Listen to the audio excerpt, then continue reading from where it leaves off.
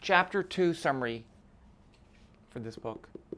Electrodynamics, Griffiths 4th edition. Again, I'm gonna go over just the most important things. I'm not gonna go over every single thing in the chapter, but this will be enough to get you started. Read the chapter, work the examples, do the problems. That's what you really need to do. Now, one of the things that I want you to think about in your head while you go through chapter 2 are these three things, because it's really about these three things: the electric field, the electric potential, and the charge density. If you think about that and you think, how is each one of these things related to that, I think that will help out a lot. So, excuse me. So let's get started. Number one, they actually start off with the electric force. I don't really care about the force too much. Of course, we have the force between two charges, but I'm going to first describe the electric field due to a charge. This is really useful to think about. Imagine that I have a charge Q right here, and I want to find the electric field right there. So I'm going to describe three vectors. The first, and this will be very important when you do charge distributions too.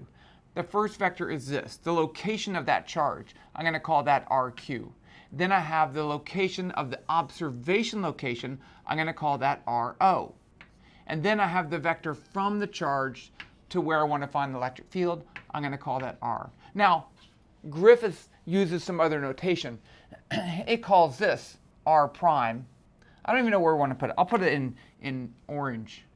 R prime. I don't like that. It calls this the vector R. And it calls that the vector R, but we're going to use a script R. No one uses script R's. I don't even do it. You know, I took cursive so long ago, I don't really like it anymore. You know, I think one of the problems is I don't like a double decoration, double hat on my symbol, so I don't want to have a vector and a prime. I don't mind doing subscript though. And, you know, I don't like script. I don't like bold for vectors, so. But you do you. But I just want you to know the connection between what I write and what the book writes. So if we find the vector R, R is RO minus RQ. That's really important when you start setting up charge distributions, because you're doing the same thing. Okay, when I say R, that's that R. Then I can find the electric field. It's 1 over 4 pi epsilon naught Q over the magnitude of R, I'm going to write it out like that, squared. And then in order to make this a vector and that a vector, I actually have to include R hat. Don't forget, R hat is a unit vector in the direction of R with the magnitude of 1. That's really important. Okay. Next.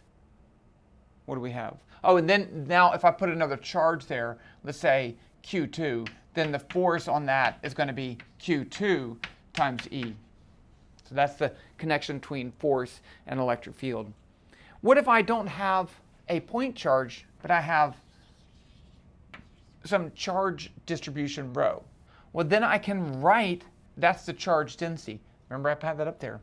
E is 1 over 4 pi epsilon naught, the integral of rho dV over R squared R hat. So instead of Q, I have the integral of rho dV, but I have to do that for every single point. So every single point in here is an RQ, and I have to integrate over that volume in order to find that electric field. Again, the book doesn't use dV, it uses d tau, whatevs. Okay, tau, I don't really like that. So that's important. Right here, that's the electric field due to point charge, but this is one that's going to come up again. The electric field due to charge distribution. This is the same thing. If you would have a single point charge, then if you integrate over all space, rho dV is just Q. What is next? Next is Gauss's law. So Gauss's law uses the divergence theorem to write the following. E dot n hat dA is Q enclosed over epsilon naught, and epsilon naught is just a constant. So this is the flux over some surface. The electric flux over some surface is E dot n hat dA. And again, I should do it in orange just to be consistent. The book would write this as E dot dA. I don't really like that because the vector part is on the surface, not the area element. But, you know, it's not wrong. And so imagine you have some, let's just draw a box. And I put a charge in there. Well, I'm going to have an electric field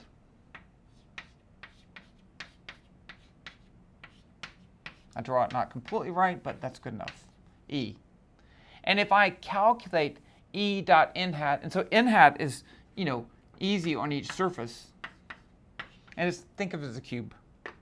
So I can do E dot n hat, but the problem is if I did this, E changes direction, E changes magnitudes, E dot n hat is not a constant value. But if I did it anyway, and I integrate E dot n hat around the whole surface area, I would get Q over epsilon naught. That's Gauss's law. What we want to do is always pick a surface over which we can integrate that E dot n hat is just trivial, right? So if I have a charge right here and I pick a spherical surface, then I can see that I can assume that E is in the same direction as n hat, and that E only depends on r, so you can do that integral very easily. I'm not going to do that. We've done it before. But I do want to point out, if you use Gauss's law to find an expression for the electric field, you already are making an assumption about that electric field. You've already assumed it depends just on r. You've already assumed that it's in the same direction as r hat. So you're already halfway there before you do the problem.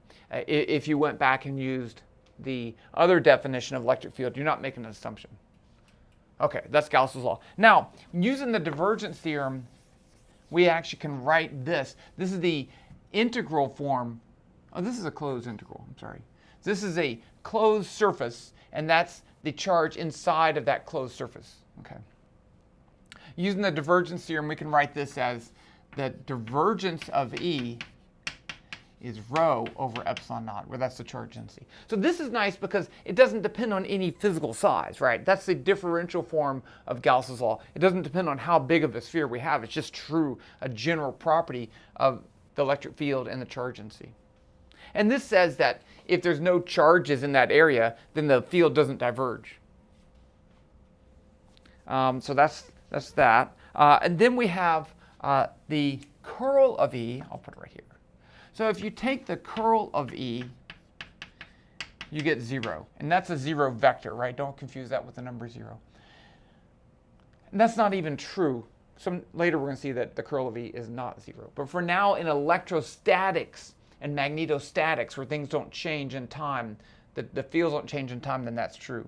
But this says that the electric field doesn't look like the magnetic field. And we can actually use this because the curl is 0. If you integrate around a closed loop, the integral around a closed loop, the path integral of E dot dl, is going to be 0. And that means that we can define an electric potential based on this line integral. So we get the definition of the electric potential. It technically be the change in potential is negative A to B of E dot dl. Why is it negative? Well, there's a physical reason for that, and then there's a practical reason for that. The physical reason is that we associate this change in electric potential with the change in electric potential energy. So delta U is Q delta V. And remember, potential energies are work that is moved to the other side of the work energy equation, and that's why they become negative. The other reason is that if we use this definition for the change in potential, we can set the electric potential to be 0 at infinity, and then we can have the potential with respect to infinity. But you need that negative sign in there. Okay, where are we? That. So what if this is true, the change in potential is negative the integral, then actually you can work backwards and we get the following. We get the electric field is negative the gradient of the potential. That's, again, these are really important, and I'll show these again at the end. So what if I use this with this? So the divergence of the electric field is the charge density over epsilon naught, but I can write the electric field as negative the gradient. This is actually, I like to put a vector of that. So from that we get del squared V is negative rho over epsilon naught. That's actually a pretty important equation too. The Laplacian of the electric potential. Finally, we get to define the electric potential because of our definition of electric field. We can define the electric potential due to any charge distribution as 1 over 4 pi epsilon naught, the integral of rho dv over r. Now, that r is, oh, you can barely see it. Let's put it up here.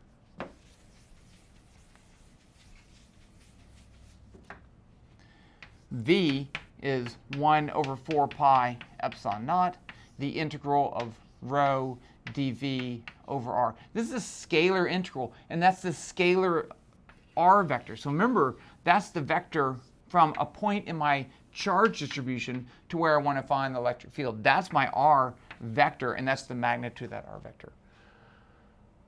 And this is the electric potential with respect to infinity, setting the potential at infinity to be 0, which you don't have to do, but we always do it because it just makes sense. Okay, then there's one last thing in there's a couple things, but we do see this. This is the capacitance. So if you have some charge built up on a device, and you find the potential, and you find the number of the ratio of the charge to the potential, we call that the capacitance. And there's a couple problems on that. There's some energy problems in there too, but that's the main deal. So let's go back. And so remember we have these three things: E, rho, V. So there's two ways I can find the electric field from the charge density. I can find the electric field from the potential. So E, and there's the book puts this in a triangle, which is really nice. 1 over 4 pi epsilon naught rho dv r hat over r squared. And the other way is E is negative del V. Okay, so those are the two ways to calculate the electric field. Well, there's two ways to calculate the electric potential. So we can use the Laplacian. So this is E rho. So I can say del squared of V is rho over epsilon naught, negative rho over epsilon naught. And then I can get it from the electric field with Gauss's law. Del dot E is rho over epsilon naught. Okay, so we got four equations. And then finally, there's two equations to find V. I can find V from the electric potential. V is negative the integral of E dot dl. And I can find V from the charge density. V is 1 over 4 pi epsilon naught rho dv over r. Okay, so they put this in a nice little cool triangle, but you know that's the chapter right there. These 6 equations are the chapter. So if you understand those, you should be good. Okay, that's that. Read the book, do the homework, work the example problems. Talk to you later.